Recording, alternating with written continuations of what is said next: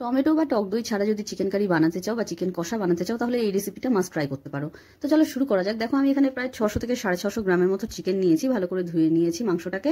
এরপরে এখানে আমি একটা মিডিয়াম সাইজের পেঁয়াজ, একটা গোটা রসুন বড় সাইজের, আর প্রায় 25 গ্রাম মতো আদাকে ভালো করে গ্রাইন্ড করে দিয়ে দিলাম। পরিমাণ মতো লবণ দিয়ে দিয়েছি, আর দিয়ে দিলাম মিট মশলা।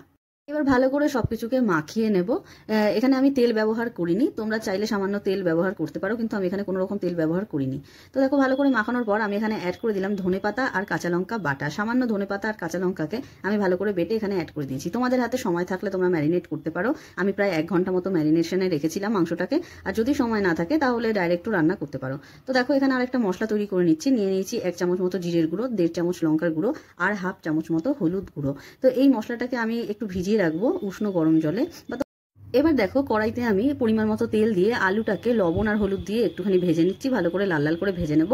এটাকে ঢাকা চাপা দিয়ে ভাজলে এটা একটু সেদ্ধ হয়ে যাবে। তো এরকমভাবে লাল করে ভেজে নিলাম। এরপরে আমি ডাইরেক্ট দিয়ে দিলাম পেঁয়াজ কুচি। আমি কিন্তু এখানে কোনো ফোড়ন ব্যবহার করিনি বা গোটা গরম মশলা, গোটা জিরা কিছুই ব্যবহার করিনি। সিম্পলি পেঁয়াজটাকে এইভাবে কেটে দিয়ে দিলাম। পেঁয়াজটা যখন একটু লাল লাল হয়ে যাবে তখন এখানে দিয়ে দেবো ওই মশলাটা যেটা আমরা ভিজিয়ে রেখেছিলাম।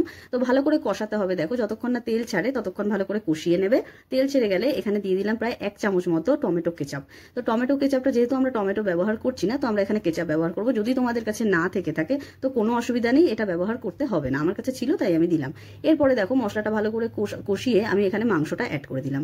এবারে হাই ফ্লেমে মাংসটাকে কষাবে, প্রায় 10 থেকে 15 মিনিট ধরে হাই ফ্লেমে কষাবে। মাংসটাকে বারবার করে নাড়াবে যাতে নিচ থেকে লেগে না ধরে, আর অবশ্যই করে এটা কিন্তু হাই ফ্লেমেই কষাবে, গ্যাসটাকে লো করবে না। তো দেখো আমি ভালো করে কষিয়ে নিচ্ছি সবকিছুকে। এরপরে এটা ভালো করে কষানো হয়ে গেলে আমি এখানে দিয়ে দেবো আলু, যেই আলুটা আমরা একটু আগে ভেজে তুললাম। তো দেখো আলুটা দেওয়ার পর আবার ভালো করে মশলার সাথে মাংসর সাথে সবকিছুকে মিশিয়ে নিচ্ছি। এরপরে দেখো এটা মেশানো হয়ে গেছে, আমার ভালো করে কষানোও হয়ে গেছে মশলার থেকে কাঁচা গন্ধটা চলে গেছে মোটামুটি। এবার এটাকে আমি ঢাকা চাপা দিয়ে রাখবো প্রায় 5 থেকে 10 মিনিট মিডিয়াম টু লো আছে। এরপরে কিন্তু মাংসটাকে লো আঁচেই ঢাকা চাপা দেবে।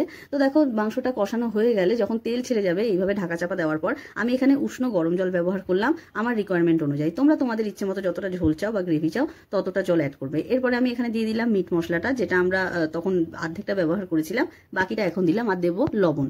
তো ভালো করে আবার নাড়ি চাড়িয়ে একটু ভালো করে বয়েল আসতে দেবো প্রায় 5 থেকে 7 মিনিট। দেখো ভালো করে বয়েল আসলে এইভাবে তেল ছেড়ে যাবে, ব্যাস আমাদের চিকেন কষা বা চিকেন কারি একদম রেডি। এবার এটাকে আমি নামিয়ে নিচ্ছি। এই রেসিপিটা সব থেকে সিম্পল আমার মনে হয়, মানে কারো যদি টক দই টমেটো কিচ্ছু না থাকে তো এইভাবে চিকেনটাকে রান্না করতে পারো, হয় খেতে। তোমরা এইভাবে অবশ্যই বাড়িতে ট্রাই করতে পারো, আর এটা রুটি, লুচি, পরোটা বা নান বা ভাত, ফ্রাইড রাইস যে কোনো কিছুর সাথেই তোমরা এনজয় করতে পারো। তো ভিডিওটি ভালো লেগে থাকলে একটি লাইক করো।